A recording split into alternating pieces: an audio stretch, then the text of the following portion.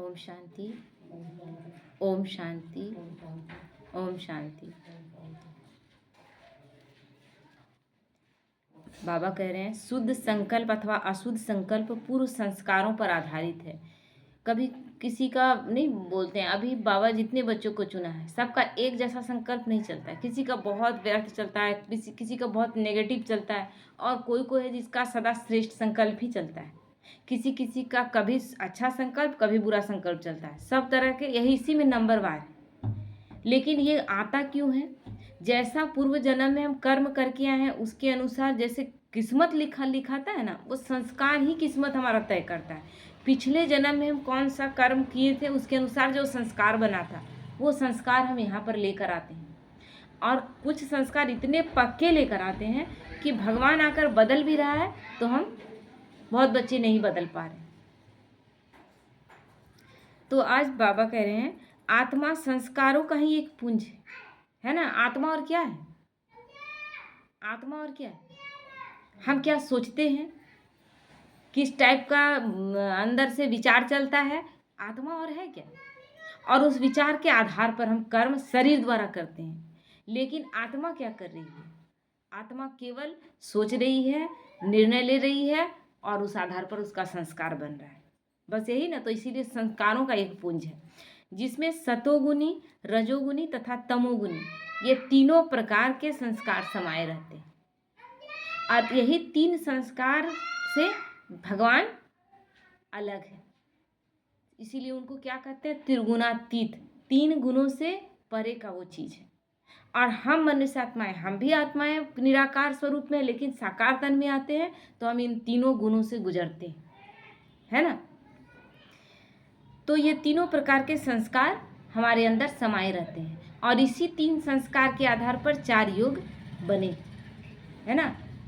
सतयुग, त्रेता, द्वापर, कलयुग। तो किस तरह है गुणों का? जैसे कि सतयुग में शतो प्रधान स्थिति है, त्रेता में जाकर सतोगुण प्रधानता खत्म हो गई, थोड़ा सा 25% आया बात। द्वापर में रजोगुण शुरू होता है और द्वापर खत्म होते होते रजो प्रधानता हो जाती है ना।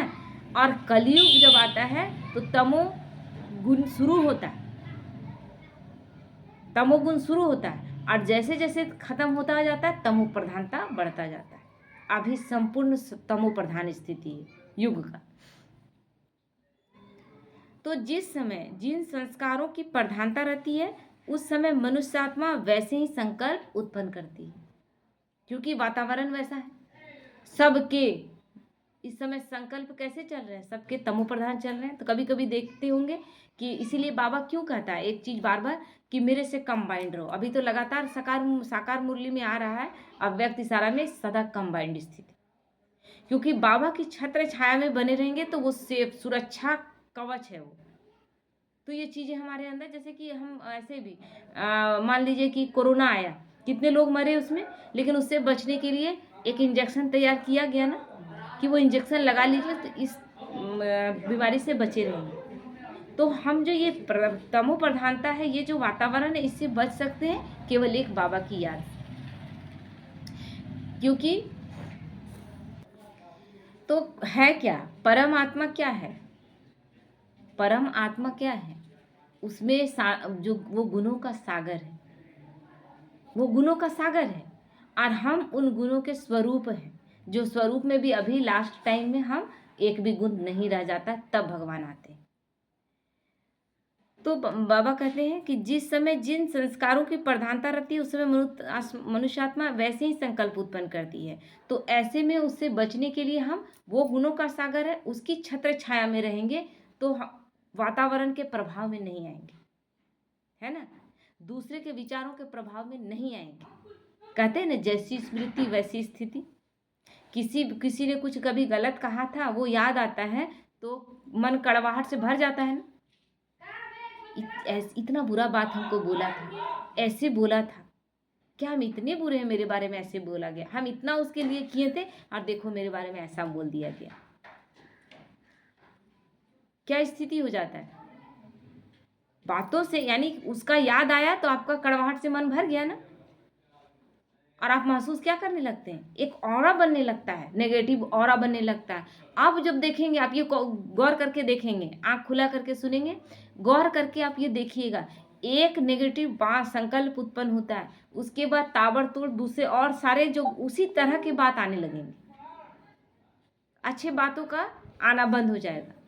अब एक बुरा संकल्प आपको बुराई को आकर्षित करता गया और जितने बुरे बात है सबको याद करें। एक समय स्थिति इसमें संकल्पों में अगर उसी समय फुल स्टॉप नहीं लगाते और तुरंत बाबा की छत्र छाया में नहीं बैठते हैं तो कुछ एक घंटों में आप महसूस करेंगे कि आप पूरी तरह से अनसेफ हो गए हैं और क्या स्थिति जो अपने अंदर की स्थिति है वो एकदम डामाडोल हो जाती है।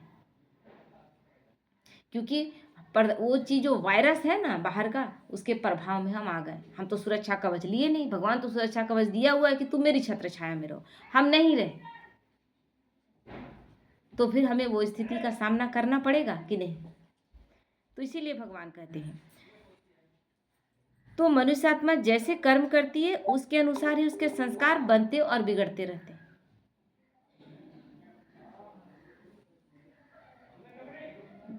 कोई भी कुछ बोला, उस समय अगर हम रिएक्ट कर दिए नेगेटिव, एक बार, दो बार, तीन बार, उसके बाद आपको करने का जरूरत नहीं पड़ता, मन स्वीकार कर लिया कि इस बात में गुस्सा करना ही वाजिब है।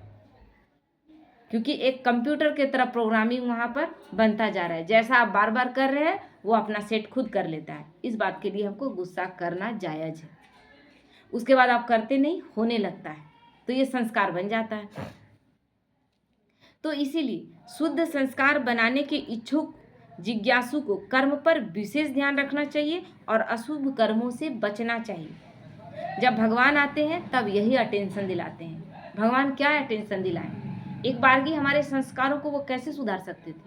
उन्होंने पहले क्या बोला? कर्मों का ज्ञान दिया कि बच्चे अपने कर्म सुधार लो, बोला ना, पहले अपने कर्म सुधार लो।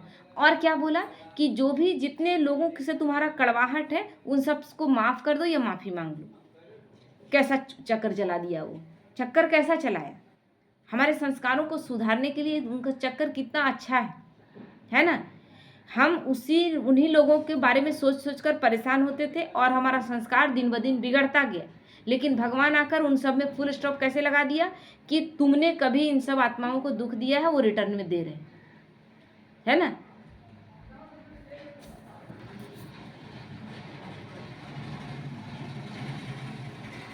तो भगवान आता है तो सबसे पहले हमें कर्मों का ज्ञान देता है और जिन जिन आत्माओं से हमारे हिसाब, हर एक चीज़ को क्या बोल दिया, कार्मिक अकाउंट, तुम्हारा हिसाब किताब। जिन आत्माओं के साथ तुम्हारा हिसाब किताब है वही उस रूप में आ रही हैं और आपको किसी से अच्छे हिसाब किताब है तो उसके तरफ से अच्छा आ रहा है, किसी से बुरे हिसाब किताब है तो बुरा आ रहा है।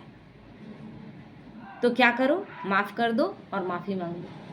आसान कर दिया। इससे क्या हुआ, मेरे संकल्प बिगड़ना बंद हो गए ना, संकल्प शुद्ध होना शुरू हो गए कि नहीं मैंने दिया था ना इसीलिए रिटर्न मिल रहा है, तो मेरे तरफ से गलत जाना बंद हो गया।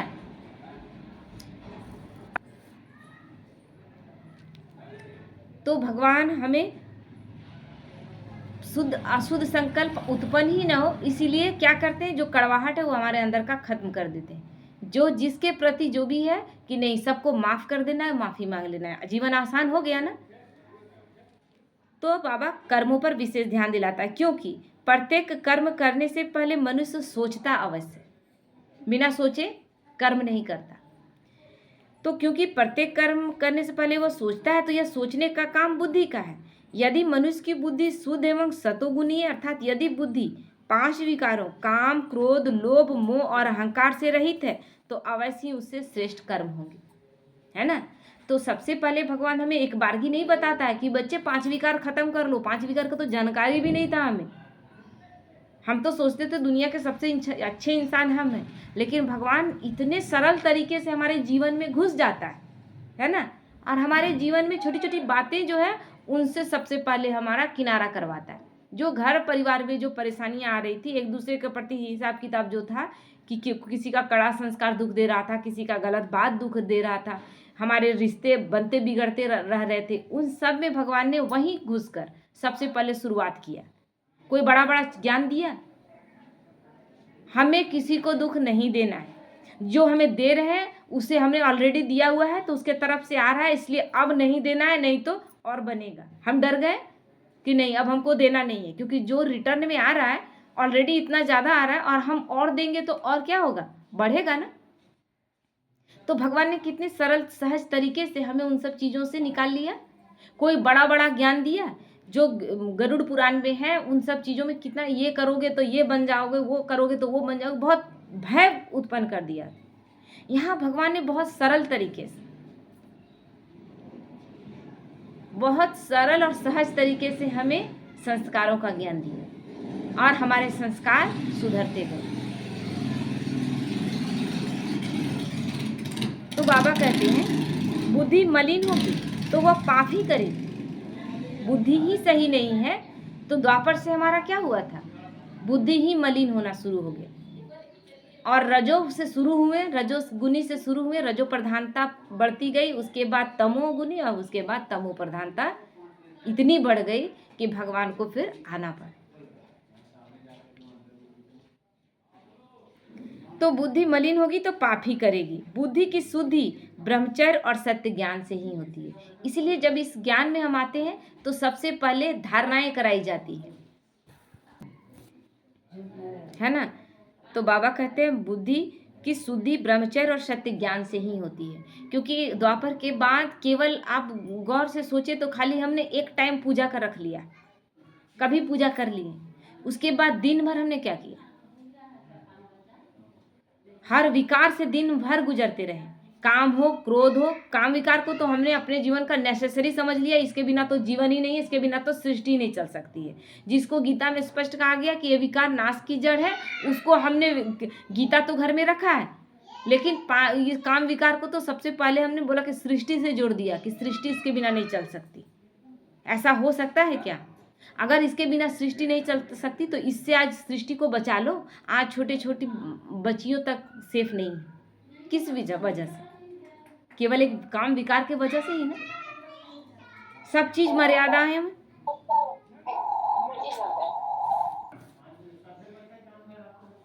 तो इसीलिए भगवान सब आते हैं तो धारणा, सबसे पहले धारणाओं के द्वारा हमारे मन को शुद्ध करते हैं। सबसे पहले भोजन शुद्ध हो, जैसा अन्न वैसा मन।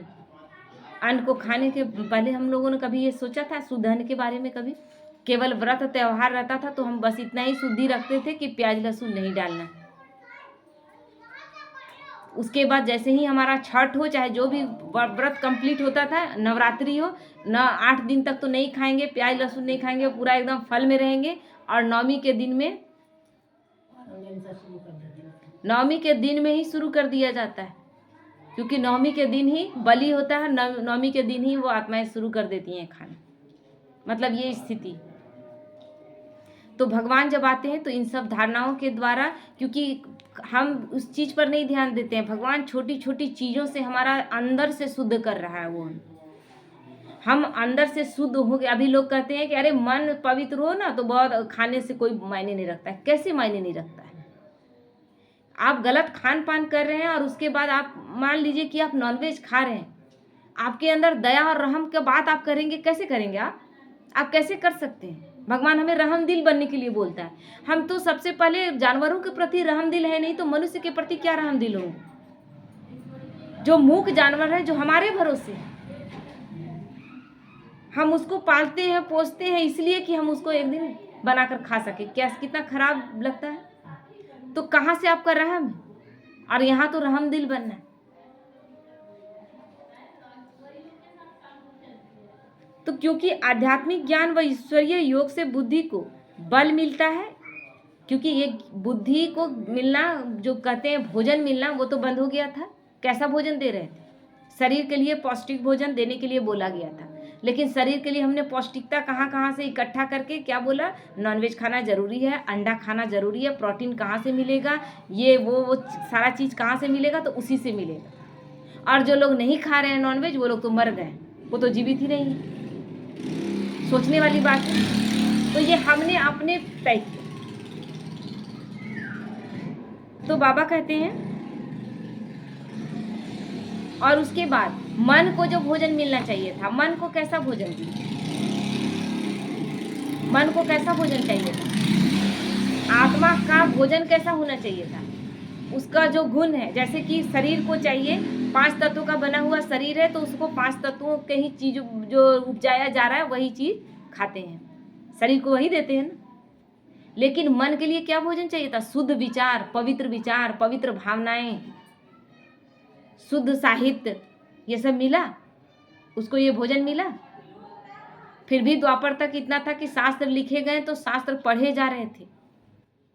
लेकिन अभी लास्ट समय में अभी हम क्या दे रहे हैं? सावधान इंडिया, क्राइम पेट्रोल, ऐसी ऐसी पिक्चर को देखने के बाद हमको लगता है कि उसके बाद अभी एनिमल पिक्चर बना दो, उसको देखने के बाद आप एनिमल ही बनेंगे, मनुष्य आप बनेंगे कहाँ से? तो क्या दे रहे थे? भगवान आए तो क्या किए?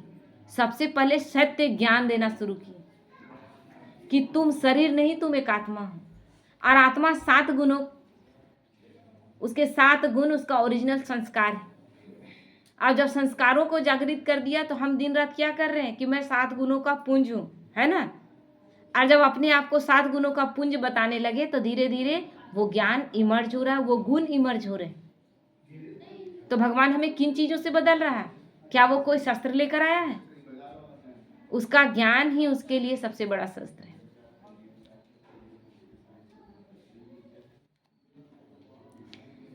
तो इसीलिए बाबा कहते हैं क्योंकि आध्यात्मिक ज्ञान व ईश्वरीय योग से बुद्धि को बल मिलता है। इस बल के आधार से ही मनुष्य अपने मन के बुरे संकल्पों को काट सकता है, नहीं तो उससे मनमाने कर्म होते रहते हैं। जब बुद्धि मलिन हो गई थी, जब कोई ज्ञान देने वाला नहीं था, कोई एक बात बोलता था तो हमारी बुद्धि इतनी मलिन थी, क्या कहती थी?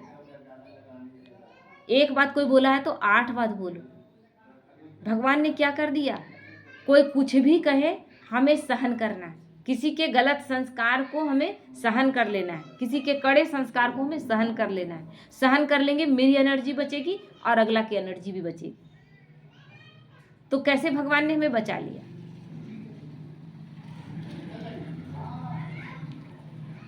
और नहीं, जब तक बुद्धि मलिन क्यों हुई? क्योंकि बुद्धि का यूज करना हम बंद कर दिए। मन ने कहा, निर्णय लिया और हो गया काम। बुद्धि आज भी कहती है कि ये गलत है, ये सही है, कहती है ना।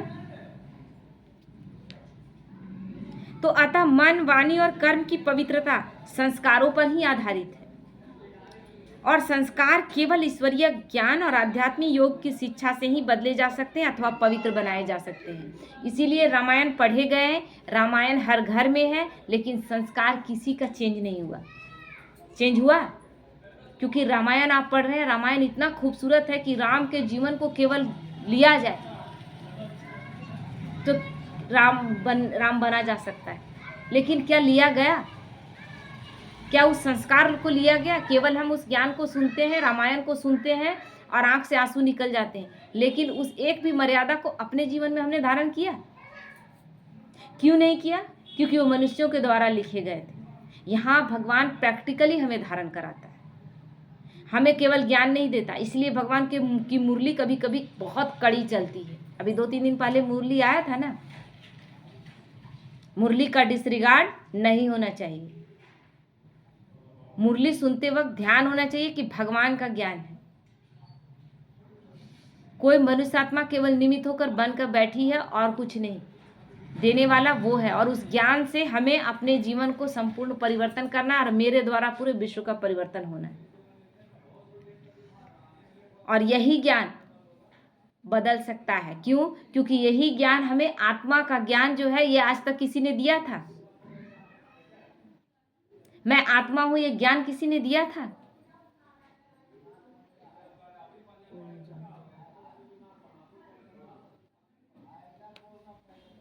ओम